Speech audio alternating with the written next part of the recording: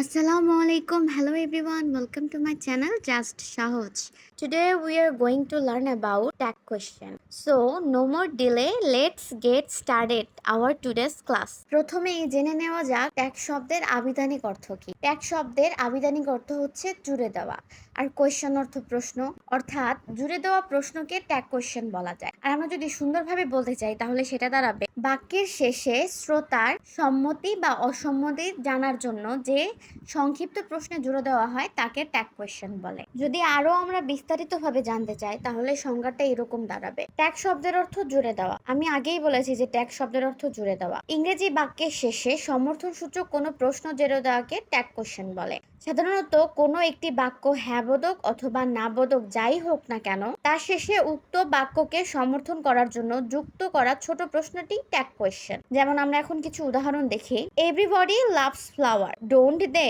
তাই নয় কি? Money is a must for our life, isn't it? So we should face them with courage, shouldn't we? অর্থাৎ একটি proper বাক্য থাকবে, সেই বাক্যটা থেকে আমাদের ছোট একটা প্রশ্ন জুড়ে দিতে হবে, সেটাই হচ্ছে ট্যাগ কোয়েশ্চেন।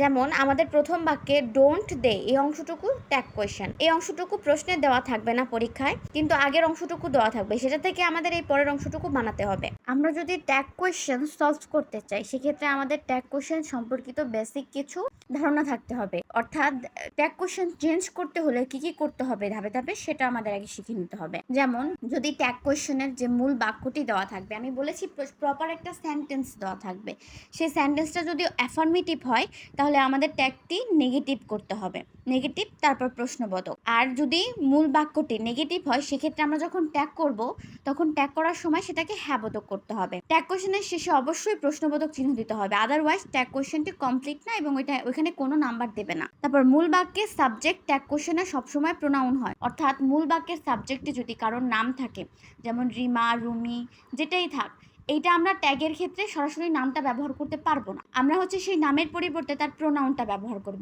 আর যদি প্রোনাউন দেওয়া থাকে সেক্ষেত্রে কোনো চেঞ্জ নেই, সেই প্রোনাউনটাই আমরা দিয়ে দেব। তারপর হচ্ছে মূল বাক্যে যে টেন্স থাকে, ট্যাগ কোয়েশ্চেনে সাবজেক্টের পূর্বে সেই টেন্সের অক্সিলারি ভার্ব বা সাহায্যকারী ক্রিয়া বসে। মূল বাক্যে একটা সাহায্যকারী ভার্ব থাকবে, যদি না থাকে সেক্ষেত্রে আমরা ট্যাগ করার সময় সাহায্যকারী ভার্ব ধার এনে নেব, কিন্তু যদি থাকে তাহলে আমরা যখন ট্যাগ করব তখন মূল বাক্যে সাহায্যকারী ভার্ব যেটা থাকবে সেটা নিয়েই কাজ করব এবং মূল বাক্যে যে সাবজেক্টে থাকবে সেটা নিয়েই কাজ করব। তারপর হচ্ছে যদি সাহায্যকারী ভার্ব না থাকে তাহলে আমরা কোন কোন ভার্ব আনবো, সেক্ষেত্রে আমরা টেন্স অনুযায়ী ভার্ব আনবো।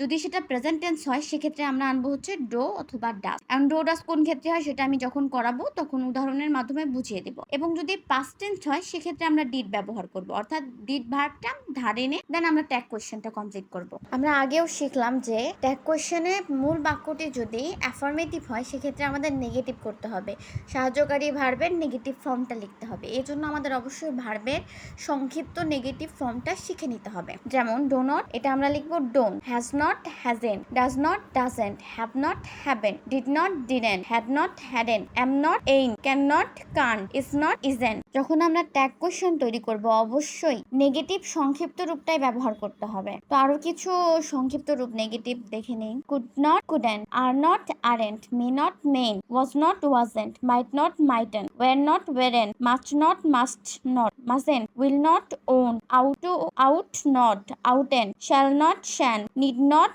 নিডেন্ট, শুড নট শুডেন্ট। এখন ট্যাগ কোয়েশ্চেনের কিছু গ্রামাটিক্যাল নিয়ম ফর্মুলা দেখে নেওয়া যাক। আমরা যে বেসিক রুলগুলো পড়েছি যে অ্যাফার্মেটিভ থাকলে নেগেটিভ হবে, নেগেটিভ থাকলে অ্যাফার্মেটিভ, রুলসে এইগুলাই দেওয়া আছে প্রথম দিকের রুলসগুলো। যেমন নেগেটিভ স্টেটমেন্ট, নাবোধক বক্তব্য শেষে অ্যাফার্মেটিভ অর্থাৎ হ্যাবোধক ট্যাগ কোয়েশ্চেন জুড়ে দিতে হয়। যেমন ইউ ডিডেন্ট সি হিম, তো নিয়ম অনুযায়ী হচ্ছে প্রথমে আমাদের সাহায্যকারী ভার্বটা নিতে হবে। তো এখানে ডিডেন্ট এটা হচ্ছে সাহায্যকারী ভার্ব এবং সি হচ্ছে মেইন ভার্ব, তাহলে আমরা সাহায্যকারী ভার্ব যদি নেগেটিভ ফর্মে থাকে তাহলে আমরা পজিটিভ নিব। ডিডেন্ট আছে আমরা নটটা বাদ দিয়ে শুধু ডিড নিব এবং সাবজেক্ট ইউ, ডিড ইউ প্রশ্নবোধক, খুব ইজি এমনিতে। রাজু কান্ট ড্রাইভ, এখানে আমরা সাহায্যকারী ভার্ব হচ্ছে কান্ট এবং মূল ভার্ব হচ্ছে ড্রাইভ। তাহলে আমরা কান্টের পজিটিভ ফর্ম ক্যান লিখলাম। এবং রাজু, এখানে সরাসরি কারো নাম বসানো যাবে না, তার প্রোনাউন বসাতে হবে। এটা আমরা স্বাভাবিক রুলসে পড়েছি। তাহলে রাজুর প্রোনাউন হবে হি। ক্যান হি, পরবর্তী শব্দ হচ্ছে, পরবর্তী sentence, he isn't a good boy. এখানে ইজন্ট থেকে ইজ, রাজু এখানে প্রোনাউন সরাসরি দেওয়া আছে, সেটা আমরা হিটে নিয়ে নিলাম। Is he, I haven do this, I have I. Rule number 2, আমি সবগুলো উদাহরণ বুঝিয়ে দিব না, একটা করে বুঝিয়ে দিচ্ছি। অ্যাফার্মেটিভ স্টেটমেন্ট হলে তাহলে আমরা নেগেটিভ ট্যাগ করব, যেমন ফ্লাওয়ার দ্য হাউস। এই সেন্টেন্সটা হয়তো ভুল হয়েছে, পরেরটা বুঝিয়ে দিচ্ছি। Ratan was playing football. এখানে ওয়াজটা হচ্ছে, এই সেন্টেন্সটা হচ্ছে অ্যাফার্মেটিভ স্টেটমেন্ট, অর্থাৎ এখানে কোনো নেগেটিভ শব্দ নেই। তাহলে আমরা সাহায্যকারী ভার্ব দিয়ে যদি ট্যাগ করি তাহলে অবশ্যই নেগেটিভ সংক্ষিপ্ত রূপ বসবে ভার্বের, যেমন ওয়াজেন্ট হি। রুল নাম্বার 3, অক্সিলারি ভার্ব দিয়ে যুক্ত অ্যাফার্মেটিভ স্টেটমেন্টের কোয়েশ্চেন ট্যাগ উক্ত অক্সিলারি ভার্ব দিয়েই করা হয়। যেমন রুমা ইজ সিঙ্গিং, অর্থাৎ যে পূর্ণাঙ্গ সেন্টেন্সটা দেওয়া থাকবে সেই সেন্টেন্সে যদি সাহায্যকারী ভার্ব থাকে আমাদের ওই সাহায্যকারী ভার্ব দিয়ে ট্যাগ কোয়েশ্চেন বানাতে হবে। আমরা কোনো প্রকার বাইরে থেকে ভার্ব আনতে পারবো না। তাহলে সেক্ষেত্রে এখানে ইজ আছে, এটা আছে অ্যাফার্মেটিভ ফর্মে, তাহলে আমরা নেগেটিভ ফর্মে নিব ইজেন্ট। রুমা হচ্ছে প্রোনাউন বসাতে হবে রুমার, ইজেন্ট শি, রুমার প্রোনাউন হচ্ছে she. Rule number 4, auxiliary verb নেই এমন অ্যাফার্মেটিভ স্টেটমেন্ট প্রেজেন্ট টেন্স হলে সাবজেক্ট যদি থার্ড পারসন সিঙ্গুলার নাম্বার হয় সেক্ষেত্রে ট্যাগে ডাজেন্ট বসে। অর্থাৎ যদি সাহায্যকারী ভার্ব না থাকে এবং ওই সেন্টেন্সটা যদি প্রেজেন্ট টেন্স হয় এবং সাবজেক্ট যদি থার্ড পারসন সিঙ্গুলার নাম্বার হয় সেক্ষেত্রে আমরা ডাজেন্ট ইউজ করব। যেমন রাজু ওয়াক স্লোলি, রাজু হচ্ছে থার্ড পারসন আর এই সেন্টেন্সটা হচ্ছে প্রেজেন্ট টেন্স, তো সেক্ষেত্রে আমরা ডাজেন্ট ব্যবহার করব। ডাজেন্ট, সাবজেক্ট হচ্ছে রাজু থেকে হি।